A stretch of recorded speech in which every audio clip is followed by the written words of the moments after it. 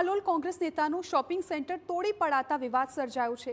કોંગ્રેસ નેતાએ આક્ષેપ કર્યા કે રાજકીય કિન્નાખોરી રાખીને આ કાર્યવાહી કરાઈ, જ્યારે તેણે જમીનના મૂળ માલિક સાથે ભાગીદારી કરી શોપિંગ સેન્ટર બનાવવાનું હોવાનો પણ દાવો કર્યો છે।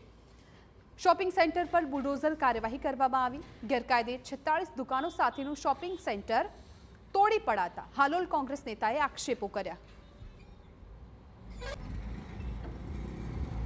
એક દુકાનના 10,000 એટલે 4,60,000 રૂપિયા દંડ પેટે લેવામાં આવ્યા અને અમારી પાસે દંડ સ્વીકાર્યો એને અમે નગરપાલિકાની સંમતિ સમજીને અમે આ કામ કર્યું હતું।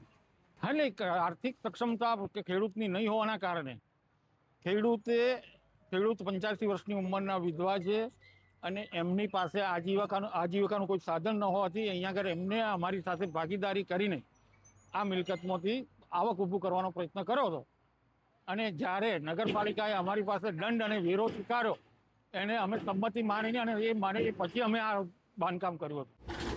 શોપિંગ સેન્ટર તોડી પડાતા હાલોલ કોંગ્રેસ નેતાએ આક્ષેપો કરી કાર્યવાહીને અયોગ્ય ગણાવી, સાથે સાથે રાજકીય કિન્નાખોરીનો પણ દાવો કર્યો તો સામે તંત્રએ પણ ગેરકાયદે હોવાનું કહીને શોપિંગ સેન્ટર તોડી પાડવાની કામગીરી હાથ ધરી। કલેક્ટર શ્રી પંચમહાલ દ્વારા એને શ્રી સરકાર કરવામાં આવેલી હતી અને એની ઉપર બાંધકામ જે થયેલ છે એને દૂર કરવા હુકમ કરવામાં આવેલો હતો। તેના અનુસંધાને નગરપાલિકા દ્વારા હાલ સ્થળ ઉપર જે હયાત બાંધકામ છે એ પૈકીની જે દુકાનો છે, લગભગ અંદાજિત 46 જેટલી દુકાનો છે, તેનું બાંધકામ દૂર કરવાની કામગીરી ચાલુ છે।